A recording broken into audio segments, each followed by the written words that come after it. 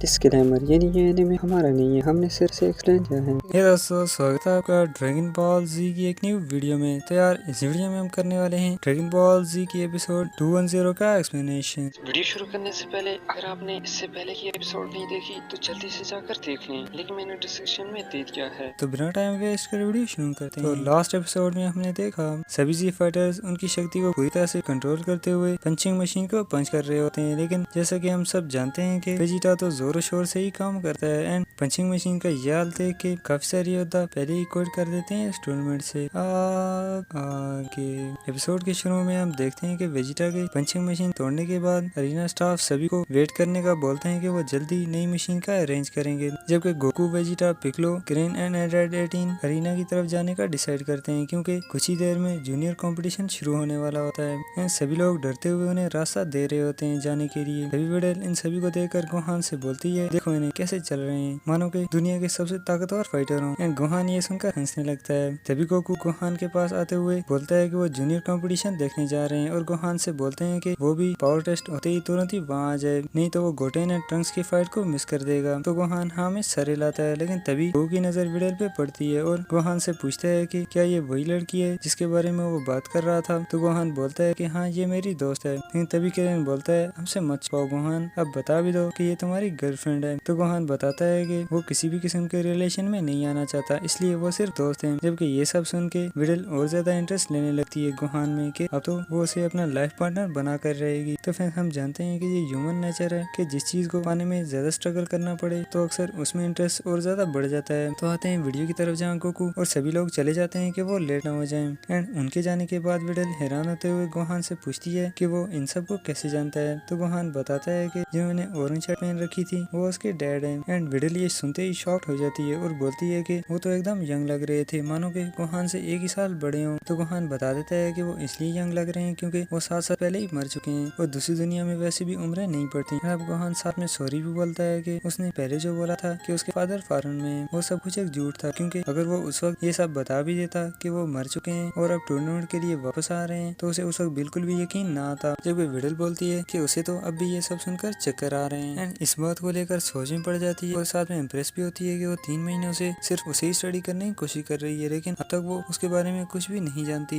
And Gohan को देखते हुए बोलती है, ये जरूर कुछ ऐसा छुपा रहा है जिसे शायद मैं जानती हूँ, लेकिन मुझे कुछ और वेट करना होगा सब कुछ कंफर्म करने के लिए। जबकि इस सब रेफरी जूनियर कंपटीशन के रूल अनाउंस कर रहा होता है कि जूनियर डिवीजन के चैंपियन के लिए 50 लाख प्राइज मनी है और इस सबसे बेहतर उसको मिस्टर सैटन के साथ एग्जीबिशन मैच करने का भी मौका दिया जाएगा। एंड तभी वहाँ डोंगी मिस्टर सैटन भी आ जाता है। सभी लोग काफी ज्यादा चीयर करते हैं उसे, तो वो कुछ ज्यादा ही शोबाजी दिखाते हुए रिंग में एंटर होता है, लेकिन अनफॉर्चुनेटली उसके साथ कुछ उल्टा ही हो जाता है। सभी हैरान हो जाते हैं कि मिस्टर सैटन इतनी सी चोट की वजह से इस तरह चला रहे हैं जैसे कि उनकी सारी हड्डियां टूट गई हो, लेकिन सैटन भी जानता है कि उसने इस सब को कैसे कवर करना है और दर्द को सहन करते हुए खड़ा हो जाता है और बताता है कि वो तो ये सब मजाक कर रहा था। सैटन काफी ज्यादा लकी होता है क्योंकि उसके सभी फैंस भी उससे ज्यादा बेवकूफ होते हैं। तभी रेफरी अनाउंस करता है कि वो सेल गेम के दौरान तकनीकी खराबी के कारण पूरी फाइट नहीं दिखा पाए थे, इसलिए अभी वो उसे एनिमेशन के थ्रू डिटेल से दिखाएंगे। साथ में ही रिमोट से इस फ्लोटिंग टीवी को भी आगे ले आता है सभी को वो मैच दिखाने के लिए,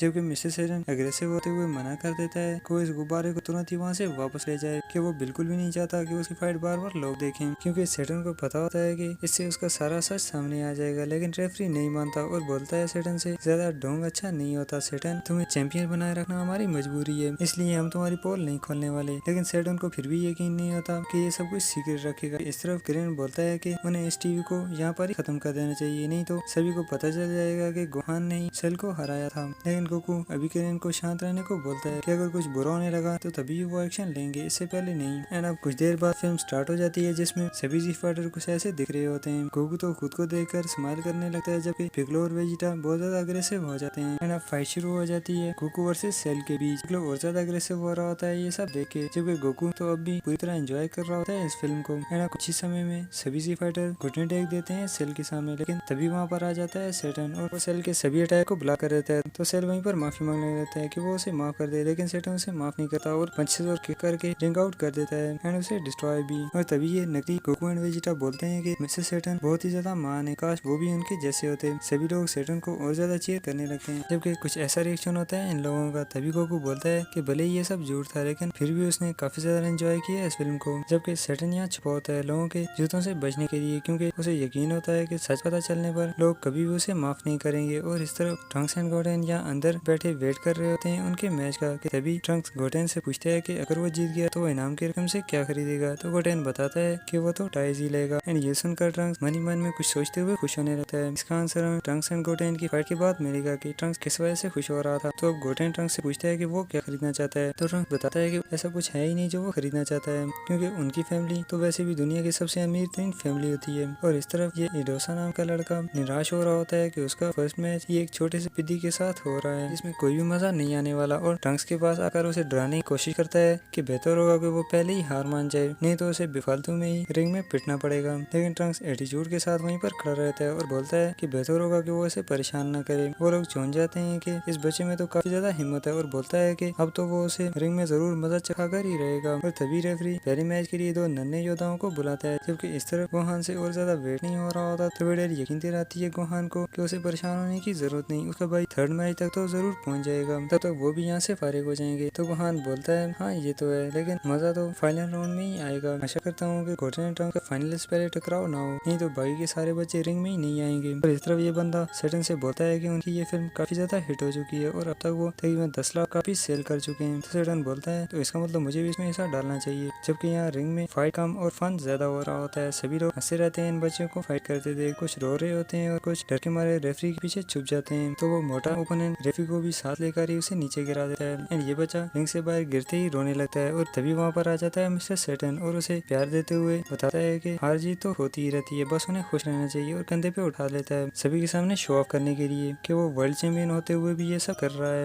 एंड ये सब देख के लोगों के दिल में सैटर्न की रिस्पेक्ट और भी ज्यादा बढ़ जाती है, क्योंकि उन्हें तो नहीं पता होता कि सैटर्न ये सब कुछ शो ऑफ के लिए कर रहा है। जबकि सैटर्न मन में बोलता भी है कि लोगों की नजरों में सबसे अच्छा बनने के लिए सबसे ज्यादा जरूरी यही होता है कि अपने से आमोदे वाले और बच्चों के साथ प्यार से पेश आना। किरण भी अप्रिशिएट करता है सैटर्न की इस चालाकी को। देन अगले मैच के लिए आगे आते हैं 8 साल का ट्रंक्स और 15 साल का इडोसा। इन दोनों को देख के सभी लोगों को ट्रंक्स के लिए अफसोस होता है कि उसका फर्स्ट मैच ही इतने बड़े लड़के के साथ हो रहा है। जबकि किरण चला के बोलता है ट्रंक्स से कि वो उसे ज्यादा जख्मी न करे, सभी लोग कहें। और इस तरफ इडोसा की मॉम भी निराश हो रही होती है कि इससे तो उसके बच्चे की प्रैक्टिस भी नहीं होगी। एंड पास बैठे हुई बुल्मा और चीजें को कैमरा दिखाते हुए बोलती है कि ये कैमरा उसने उसके बच्चों की कामयाबी रिकॉर्ड करने के लिए लाया था। बुल्मा ये सुन के मन में बोलती है फिर तो मुझे तुम्हारे लिए बहुत ज्यादा अफसोस है आंटी। और इस तरफ मैच के शुरू होते ही इडोसा ट्रंक्स से बोलता है कि वो उसे पहला मौका दे रहा है स्ट्राइक करने का, क्योंकि वो कम्प्लीटली श्योर होता है कि उसकी जीत तो पक्की है। तो ट्रंक्स भी वेजिटा के एग्जाम्पल को फॉलो करते हुए 2 ही किक से उड़ा देता है उसे हवा में, जिससे इडोसा नीचे आते ही अनकॉन्शियस हो जाता है। ट्रंक्स वापस से आते हुए बोलता है कि उसे कम ताकत का यूज करना चाहिए था, इससे तो उसे काफी ज्यादा चोट लग गई, लेकिन चलो उसकी जुबान तो बंद हुई। जबकि इस तरफ ऑडियंस को यकीन नहीं हो रहा होता कि इस छोटे से बच्चे में इतनी शक्ति आई कहाँ से, लेकिन इसकी कंडीशन तो कुछ ज्यादा ही खराब हो जाती है ये सब देख के। एंड यहाँ डीबीसी की एपिसोड 210 खत्म होती है।